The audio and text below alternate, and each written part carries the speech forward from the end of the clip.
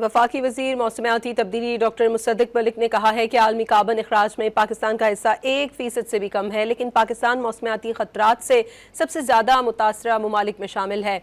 COP30 climate financing dialogue से video link खिताब में वफाकी वज़ीर मौसमियाती तब्दीली ने कहा कि मौसमियाती बहरान माली मुआवनत नहीं, मौसमियाती इंसाफ का मसला है। A river called Indus River, but we don't call it Indus River, we call it Indus Valley Civilization. Because it is everything for us. It's our villages, it's our rivers, it's the way of life for us, it's our religious places, our worship places, our schools, our hospitals, the little paradises that we built along that river.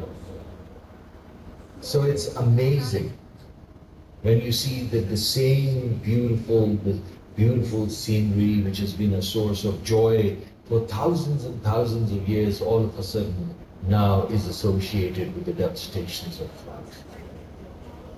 And I'm not going to get into how much devastation it has caused in Pakistan. Pakistan is one of the countries in the world where the devastation, flood-related devastation, has been the highest or one of the highest.